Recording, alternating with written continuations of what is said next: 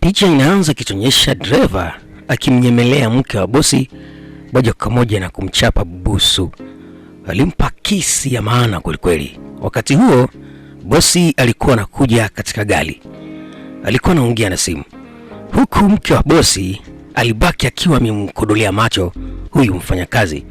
Ndipo tajiri alipoingia ndani. Akamwambia uko vizuri? Akamwambia ndio, niko vizuri mume wangu. Huku alikuwa anaendelea kujilemba.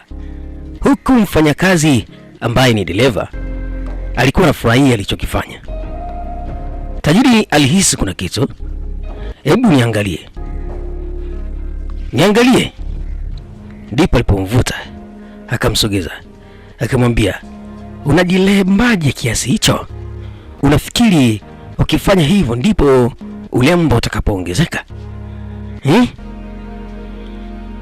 Huyu dereva kusema kweli alikuwa hapendi huyu tajiri anavyoishi na mke wake. Moja kwa moja alichungulia kwenye site mila, akamwangalia huyu bidada jinsi alivyokuwa anateswa na mume wake. Akamwambia, kwa hiyo unanipeleka kwenye hoteli kama tulivyokuwa tumeongea? Akamwambia hapana, mimi sina muda huo, nina kazi nyingi na biashara nyingi ambazo nahitaji kuzifanya. Akasema, lakini uliniahidi kwamba utanipeleka kule hotelini kidogo tukarelaksi. Akamwambia hapana, nina mambo mengi ya kufanya, niko busy na kazi, siwezi nikafanya starehe kuliko kazi. Ndipo alipomgusa huyu dereva akamwambia, hebu washa gari tuondoke. Washa gari tuondoke niende nikapumzike ili niweze kuona nitafanyaje kazi kesho. Huyu bosi alikuwa anaonekana kwamba hampi muda wa kutosha mke wake. Basi dereva alitekenya gari moja kwa moja, wakaa wameelekea nyumbani. Nyakati ni za usiku. Tunamuona bidada akiwa anaingia kwenye chumba ambacho alipokuwa amelala mume wake. Aliingia kimahabati. Alikuwa anamuita, hani, kusema kweli nimekumisi sana. Ukimwangalia vizuri mume wake, mpenzi mtazamaji, alikuwa ameuchapa usingizi, hana time naye kabisa. Basi bidada aligundua kwamba mume wake alikuwa amelala, hana time na yeye kabisa. Aise, hicho kitendo kilimkata. Ndipo aliposogea pale kitandani alipokuwa amelala mume wake, moja kwa moja kaketi kwa design kama hiyo. Akaanza kulalamika. Akasema, kwa nini mimi? Kwani mimi na ubaya gani jamani? Mbona mume wangu hana time na mimi? Nikimwambia tufanye hiki hataki, nikimwambia tuende huko hataki, na akifika nyumbani analala. Basi ndipo alipoona mkono unakuja na kumshika kumwambia, acha kulia bidada, wewe ni mwanamke mzuri, wewe ni mwanamke mlembo mzuri, haustahili kulia. Mimi sasa niko hapa kwa ajili yako, ninakupenda sana. Ndipo alipomsogelea moja kwa moja na kwenda kumkisa, akamwambia, acha kufanya hivyo, mume wangu yuko hapa. Akamwambia, usiwaze, usiogope, huyu amelala, hana time na wewe. Basi alimuingiza kwenye dimbwi la mahaba moja kwa moja. Akamwambia, sipendi kuona furaha yako imepotea.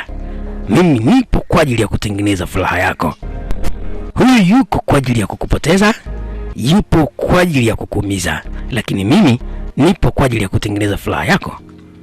Wewe ni mwanamke mzuri sana.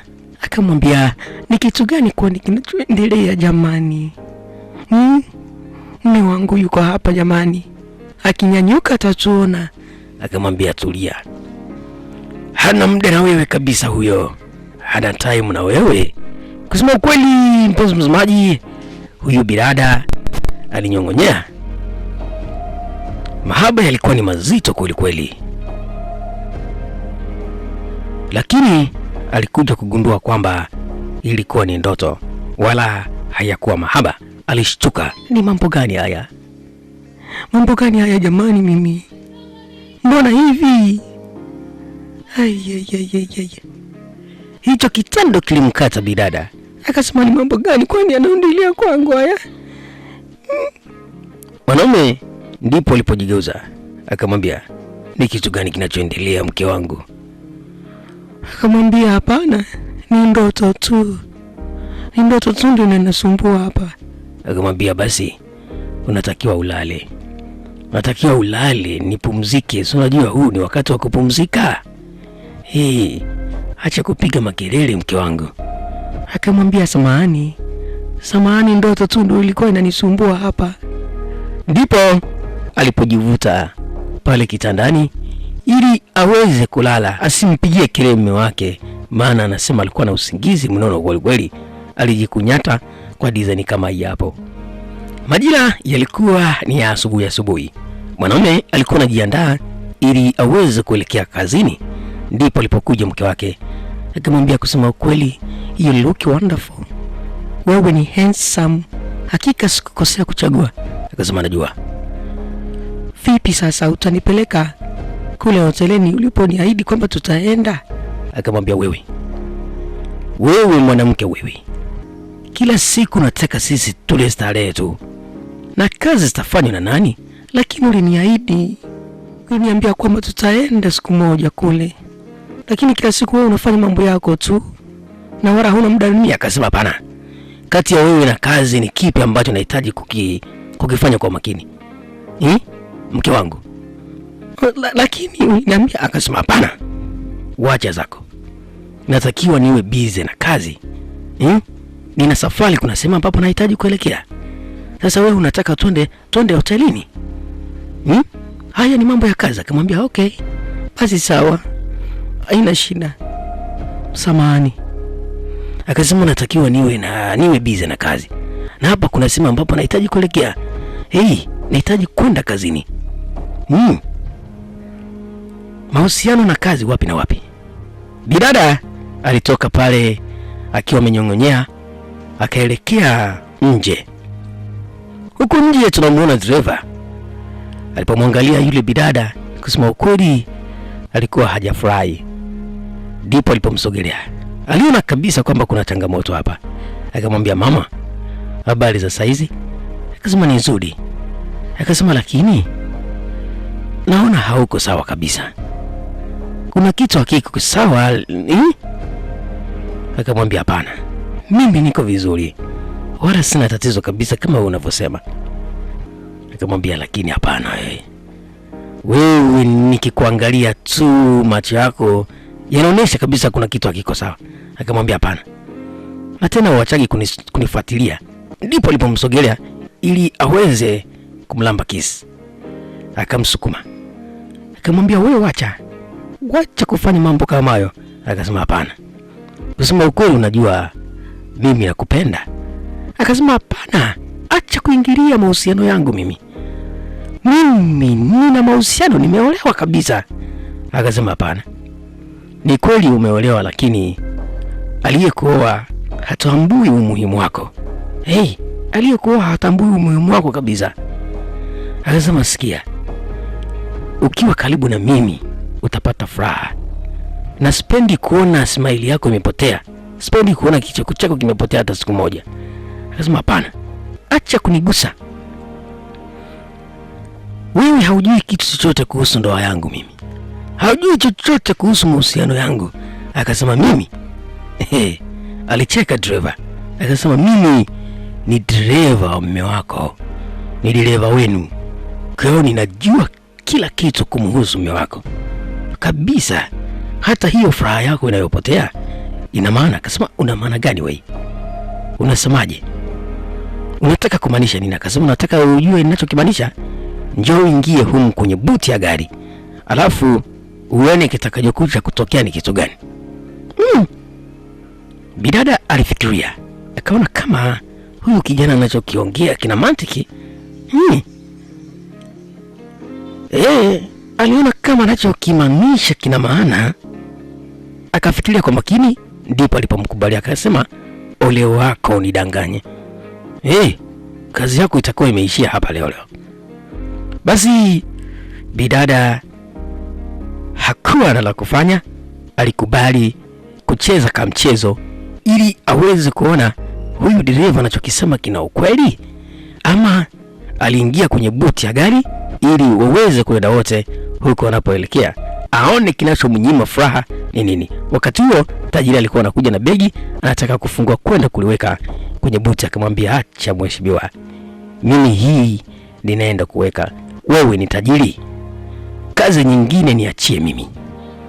Ndipo alipochukua lile begi moja kwa moja akaenda kufungua buti ili aweze kuliweka. Alichokuwa amekiweka kule nyuma yeye anajua. Basi tajiri alifungua mlango moja kwa moja, akaona message, akawa anaijibu the message ya hawala yake. Akamwambia, tajiri, tunaelekea wapi? Tunaenda airport? Akasema, ndio. Unajua bwana na wewe. Sasa kwa nini unaniuliza kitu unachokijua wewe? Wewe vipi bwana? Akasema, okay, hakuna tatizo. Walikuwa kuna mtu walikuwa anaenda kumpitia ili waweze kumpeleka airport. Basi moja kwa moja ndipo walipoingia kwenye gari, safari mpaka huko walikokuwa wanaelekea. Basi walipokuwa wanaelekea, moja kwa moja alishuka kwa bashasha huyu tajiri, akawa anaenda kumkumbatia mpenzi wake. Akasema, finally sasa tumeonana. Alipomfikia alianza kumkisi kwa design kama hiyo. Ndipo huyu dereva moja kwa moja alipokuja kufungua buti ili mke wa bosi aone anachokifanya mume wake. Hakuamini macho yake, alimuona mume wake akiwa anakumbatiana na hawala. Alimwambia, kwa hiyo ndio safari na hiyo ndio biashara hiyo ndio biashara unaniambia kwamba unaenda kufanya kushughulikia, hayo ndio yanayokufanya uwe busy siku zote? Akamwambia, wewe ni nani aliyekuambia uje hapa? Alijiweka sawa nywele, akasema, okay, siku zote nateseka na hangaika, sina amani na mahusiano yangu, kumbe wewe unanisaliti. Unanisaliti kabisa. Ndipo alipomficha nyuma hawala, akamwambia, ama kweli dereva, ninakushukuru kwa kufumbua macho yangu. Dereva akatikisa kichwa kwa design kama hii hapo, akamwambia, ndio hivyo bosi wangu. Bosi akasema, kumbe wewe ndio unayeniharibia mahusiano yangu, wewe ndio unayeharibu mahusiano yangu. Alitaka kumkwida, na huyu dereva naye alikuwa amejiandaa kabisa kuzichapa yeye na bosi wake. Ndipo alipomkataza huyu bidada asiweze kuzichapa, akavua ile pete aliyokuwa nayo mkononi. Akamwambia, sikia, mimi na wewe kusema ukweli tumetoka mbali. Umesahau nilipokutoa jalalani. Kusema ukweli nikakupenda, nikakufanya uwe msimamizi wa mali zangu siku zote. Sasa mahusiano yetu yameishia hapa leo. Akachukua ile pete moja kwa moja, akaivua akaitupa chini. Akamwambia, mahusiano yetu yameishia hapa leo. Kusema ukweli, maji hata yawe moto kiasi gani hayasahau ubaridi. Akasema, kumbe wewe wala sio mmiliki wa hizi mali, wewe umeolewa tu. Akasema, mpenzi wangu, acha kusema hivyo. Huyu hawala yake akaanza kumzomea bana. Akamwambia, mahusiano yetu yameishia hapa, na wewe mwenyewe sitaki nikuone umekanyaga kwenye ofisi zangu wala nyumbani kwangu. Ndipo alipomsogelea huyu driver, akamfungulia mlango moja kwa moja bidada kabla hajaingia kwenye gari. Ndipo alipomuuliza huyu driver, akamwambia, mamu, tunaelekea wapi mama? Tunaelekea kule hotelini, alafu mambo mengine yanayotuhusu mimi na wewe tutaongelea kule. Ndio, tutaongelea kule. Akamwambia, sawa, haina shida mamu. Akasema, alafu kitu kingine, uachage kuniita mama. Huyu dereva siku zote alikuwa anamuita mama huyo, lakini akamwambia, kitu kingine, uachage kuniita mamu, niite baby, niite my love, niite mke wako toka leo. Dereva akasema, nimelisifu. nimekubali, nimepokea. Alau, moja kwa moja bidada akaingia kwenye gari, driver akafunga mlango kwa design kama hii hapo. Na picha yetu nzuri kabisa hapo ndipo inapofikia mwisho. Mpenzi mtazamaji, na imani kuna kitu ambacho utakuwa umejifunza katika picha yetu hii hapa nzuri. Naomba comment hapo kwenye comment section, uniambie ni kitu gani ambacho umejifunza katika picha hii. Mimi niliweka maneno ya Kiswahili katika picha hii hapa nzuri. Naitwa The King Voice. Wengi wanapenda kuniita DJ Kazi. Naomba unisupport kwa kusubscribe katika channel yetu hii ya K Voice TV. Weke na alama ya kengele ili kila video nitakayokuwa naiweka uwe ni wa kwanza kuipata. Chao, tukutane katika video nyingine, Mungu akipenda. Alamsika.